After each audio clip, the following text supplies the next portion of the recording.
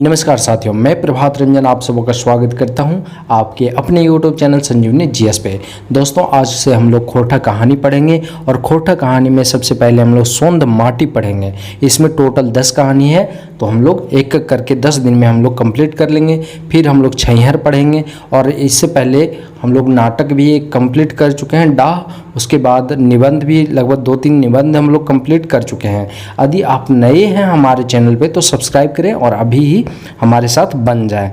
तो आज हम लोग पढ़ते हैं सोंद माटी का कहानी। ठीक है, तो सोंद माटी में सबसे पहले हम लोग लेखक के परिचय के बारे में थोड़ा सा जान लेते हैं, उसके बाद हम लोग कहानी पे चलते हैं। सोंद माटी, सोंद माटी का अर्थ होता है माटी का सोंधापन या तो माटी का खुशबू। ये दोनों सोंद माटी का अर्थ हो गया। टोटल जो कहानी है इसमें 10 कहानी है और 31 कविता संग्रह है सोंद माटी में। सोंद माटी जो है फर्स्ट प्रकाशन जो है बहराइल बोलते हैं प्रकाशन को, 1990 में हुआ था फर्स्ट प्रकाशन, और सेकंड जो प्रकाशन हुआ था दूसरा प्रकाशन 2017 में हुआ था। याद रखना है, सोंद माटी का लेखक जो हैं प्रोफेसर विनोद कुमार हैं। HOD रह चुके हैं ये खोरठा डिपार्टमेंट में रांची कॉलेज के। ठीक है, विनोद कुमार का जन्म कब हुआ तो 18 नवंबर 1961 में हुआ, दारू झुमरा। ठीक है, जन्म कहाँ पे हुआ था तो दारू झुमरा। दारू झुमरा जो है हजारीबाग में पड़ता है। पिता जो हैं इनके मथुरा प्रसाद हैं जो किसान हैं। ठीक है, और चाचा देव नारायण कुमार हैं, वकील हैं। ठीक है, इनका हाथ होता है विनोद कुमार के पीछे, इसलिए इनका भी जरूरी हो जाता है देव नारायण कुमार का, जो वकील हैं पैसे से। शिक्षा जो है विनोद कुमार का MA किए हुए हैं खोरठा से और हिंदी से। 1986 में खोरठा से किए हैं MA और 1989 में हिंदी से किए हैं। नेट UGC 1990 में किए हैं। 2006 में PhD भी किए हुए हैं। सेवा जो है अध्यापन का काम कर चुके हैं, यानी कि पढ़ाने का काम। प्रकाशन जो है सोंद माटी का जनजातीय भाषा अकादमी बिहार सरकार रांची से किया गया है। सम्मान जो है इनको खोरठा रत्न का सम्मान दिया गया 1993 में। डॉक्टर अंबेडकर फिलोसफी सम्मान 2018 में दिया गया है। ठीक है, झारखंड भाषा साहित्य विशेष सम्मान जो है 2019 में दिया गया है। विलुप्त भाषाओं के प्रलेखन के सहयोग के लिए विशेष सम्मान 2021 में भी दिया गया है। गद्य भाग कहानी है और इसमें टोटल 10 कहानी है, तो 10 कहानी को एक जरा हम लोग देख लेते हैं, फिर हम लोग आगे कहानी के बारे में पढ़ेंगे। पहला कहानी है युवार, दूसरा कहानी है जिंदगी डुआनी, तीसरा कहानी है धुआं धुआं, चौथा कहानी है माई के लोर, पांचवा है यजवायर भौजी बेड़ाइल चेंगा। ठीक है, छठा कहानी है एक पहला जोंढरा, और सातवां कहानी है ओद दीदा, आठवां कहानी है मलकी बहू, नौवां कहानी है भीतर बाहर और 10वां कहानी है होब। तो ये 10 कहानी हम लोग को पढ़ना है इस सोंद माटी किताब में।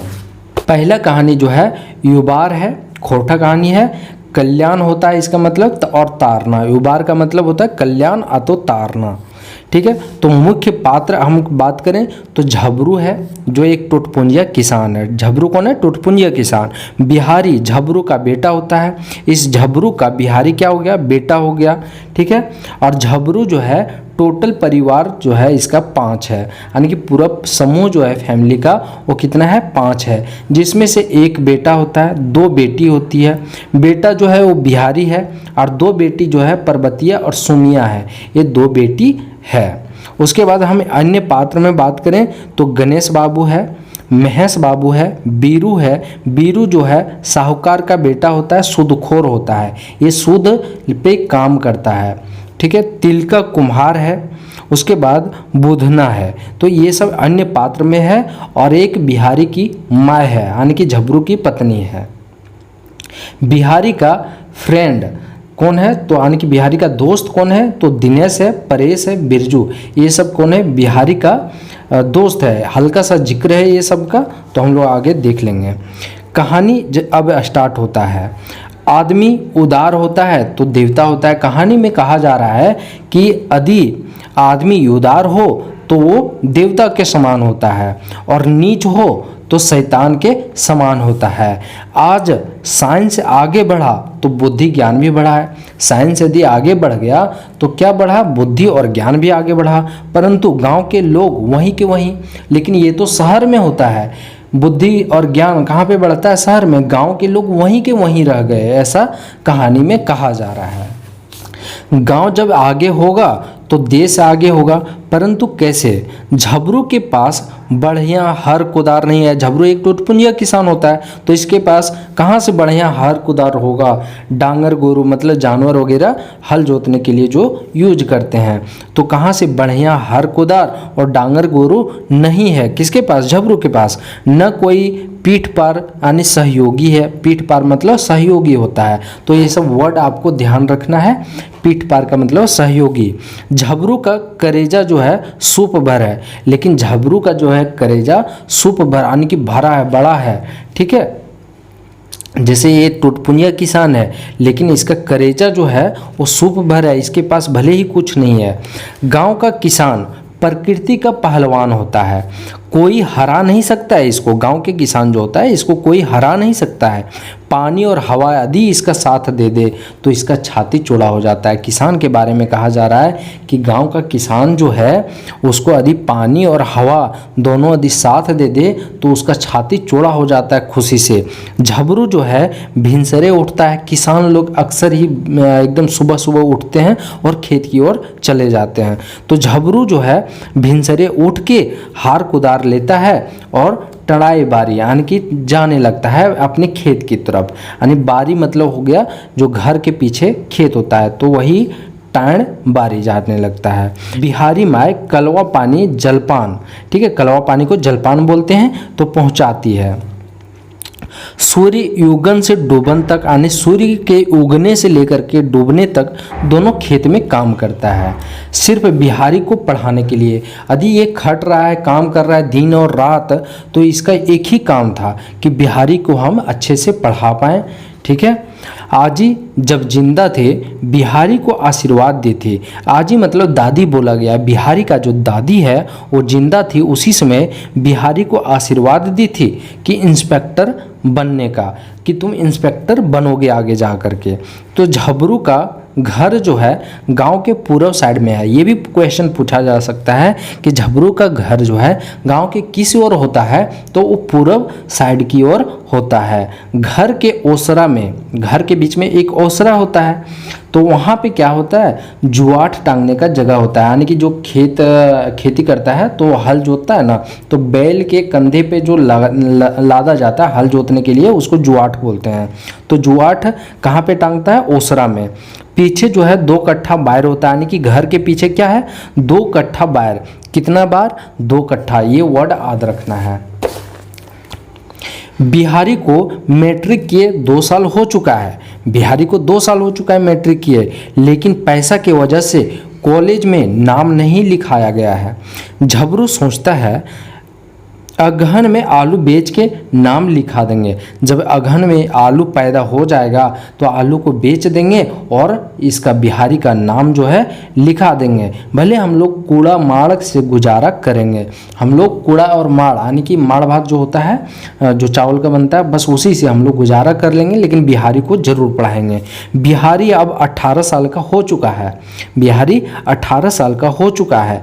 बिहारी आर पे बैठा है, यानी कि मेड़ पे, यानी जो खेत होता है तो वही आर बोला गया है मेड़ को, तो आर पे बैठा होता है बिहारी। झबरू उधर से आते हैं, यानी कि इनके पिताजी आते हैं झबरू और बोलते हैं बैठल से काम नहीं चलेगा बेटा, यानी बैठने से काम नहीं चलेगा बेटा, ट्यूशन भी देखो, चाय पकौड़ी का जुगाड़ हो जाएगा। यदि तुम ट्यूशन पढ़ाते हो तो चाय और पकौड़े अपना पैकेट खर्चा निकाल सकते हो।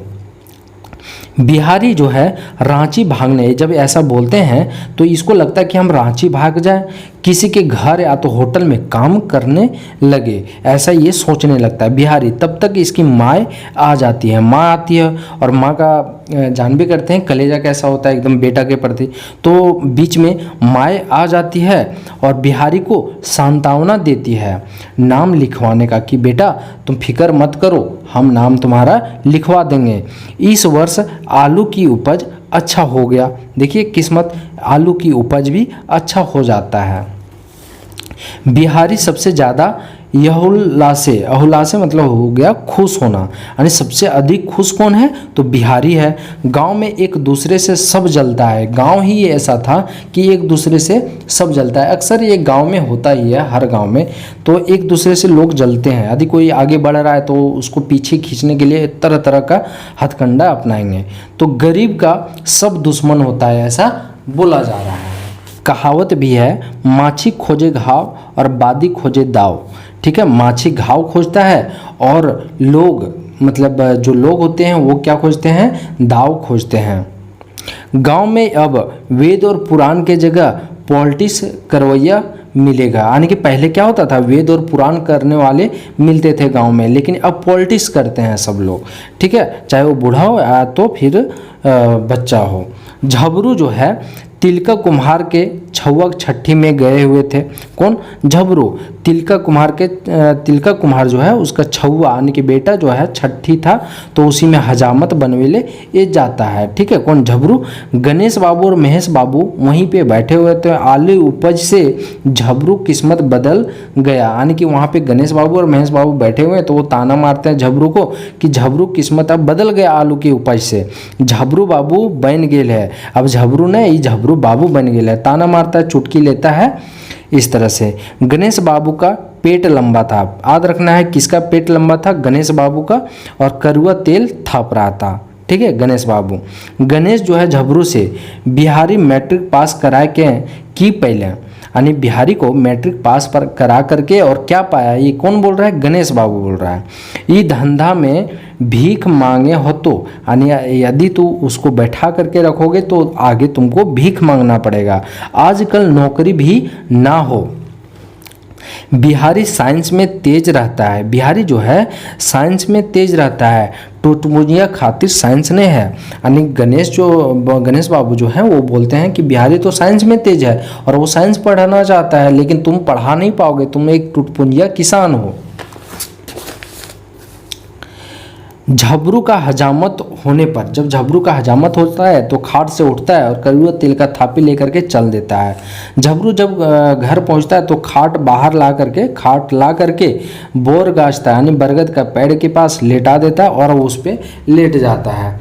बुधना का खेत, यानी बुधना भी है तो बुधना का खेत झबरू खेत से सटल रहता है, यानी कि इसका जो खेत होता है वो झबरू खेत से सटा हुआ होता है। बुधना का खेत देखने के लिए आता है बुधना अपना खेत। झबरू और बुधना में राम सलाम होता है, बात विचार होता है। झबरू बुधन से बिहारी के एडमिशन करवे सोचे ही है, यानी बिहारी के एडमिशन के बारे में बोलता है झबरू बुधना से।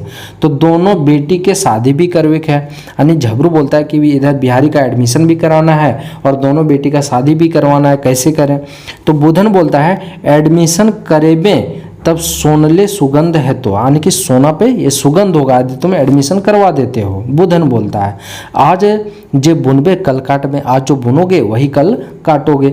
गंवाती मैया कृपा हते तो लिखा जात, यानी कि गांव की माई का यदि कृपा होगा तो इसका एडमिशन हो जाएगा। सबसे बड़ा धन संतोष है, कहानी में कहा जा रहा है संतोष के डेरे मेवा फरे है। पूर्वैया के सिरहरी से नींद तुरंत टूट जाता है, यानी जब पूर्व से हवा चलती है तो नींद क्या होता है, तुरंत टूट जाता है। परंतु किसान का नींद अध कचरा होता है, किसान तो कहाँ अच्छे से सो पाता है। फसल में ध्यान के कारण जो किसान होता है इसका तो ध्यान फसल पे होता है, तो ये सो भी नहीं पाता है। 4 नींद बाद मुर्गा बांग देता है, झबरू उठ के फरसा ले करके और चल देता है। मेलान खोलना भी था, उसको अपना जानवर बोला गया है मेलान। ठीक है, तो जानवर को मेलान खोलना भी है। आज पश्चिम में मेलान खोला, यानी कि झबरू क्या करता है, पश्चिम साइड में मेलान खोला। उसका घर किधर होता है, पूर्व साइड में, गांव का पूर्व साइड में, पश्चिम की ओर मेलान खोलता है। उधर जो है गणेश बाबू का गेहूं का खेत होता है हरा भरा, गेहूं का खेत हरा भरा था।